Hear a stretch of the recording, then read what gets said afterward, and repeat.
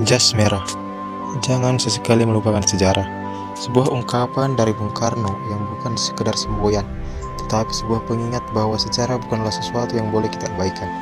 Sejarah adalah cerminan perjalanan bangsa, penuh perjuangan, pengorbanan, serta nilai-nilai yang harus tetap kita pegang teguh. Salah satu warisan paling berharga dari perjalanan panjang bangsa Indonesia adalah Pancasila, dasar negara yang menjadi pemersatu di tengah keberagaman. Pancasila lahir bukan tanpa perjuangan. Di tengah upaya mencari kemerdekaan, para pendiri bangsa menyadari bahwa Indonesia, dengan segala keberagaman suku, agama, budaya, dan bahasa, membutuhkan sebuah landasan ideologi yang dapat menjadi pemersatu. Pada tanggal 1 Juni 1945, dalam sidang BPUPKI, Bung Karno mengusulkan 5 dasar negara yang kemudian kita kenal sebagai Pancasila. Proses panjang terjadi hingga akhirnya pada 18 Agustus 1945, Pancasila disahkan sebagai dasar negara dalam pembukaan Undang-Undang Dasar tahun 1945. Sejarah mencatat bahwa implementasi Pancasila mengalami berbagai dinamika dalam setiap fase pemerintahan. Pada masa Orde Lama, Pancasila lebih banyak dikaitkan dengan semangat revolusi dan perjuangan mempertahankan kemerdekaan. Bung Karno berusaha membangun persatuan melalui konsep Nasakom, nasionalisme, agama, dan komunisme. Namun, hal ini memicu perdebatan dan ketegangan politik yang cukup tajam. Memasuki Orde Baru, Pancasila dijadikan sebagai asas tunggal yang harus dianut oleh seluruh elemen masyarakat. Pemerintah menekankan stabilitas nasional dan pembangunan ekonomi, namun di saat yang sama, kebebasan berpendapat dan demokrasi menjadi terbatas.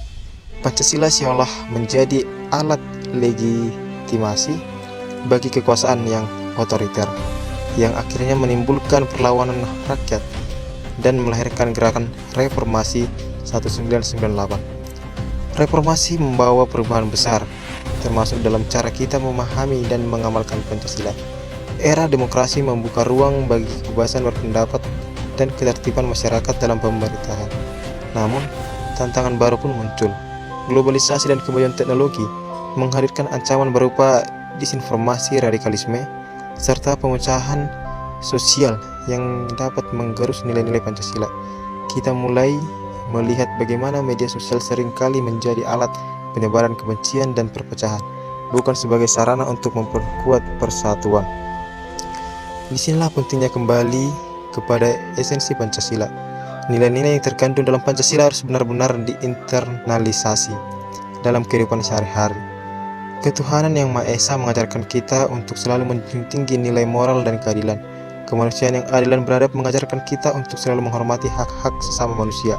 Persatuan Indonesia menanamkan kesadaran bahwa kita adalah satu bangsa yang harus tetap bersatu dalam perbedaan.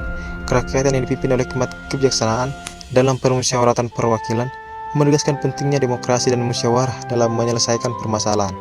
Dan yang terakhir, keadilan sosial bagi seluruh rakyat Indonesia mengingatkan kita akan pentingnya kesejahteraan yang merata bagi semua. Pancasila bukan sekedar dokumen sejarah, bukan hanya hafalan dalam pelajaran sekolah, dan bukan pula sekedar jargon dalam pidato-pidato resmi. Pancasila adalah ideologi hidup yang harus diterapkan dalam setiap aspek kehidupan kita. Saat kita bersikap jujur dan adil dalam bekerja, kita sedang mengamalkan Pancasila. Saat kita saling tolong-menolong tanpa melihat latar belakang suku dan agama, kita sedang mengamalkan Pancasila. Saat kita memilih untuk menyebarkan kebaikan dan bukan kebencian, kita sedang mengamalkan Pancasila. Bangsa yang besar adalah bangsa yang tidak melupakan sejarahnya. Maka, mari kita renungkan kembali pesan Bung Karno, jas merah.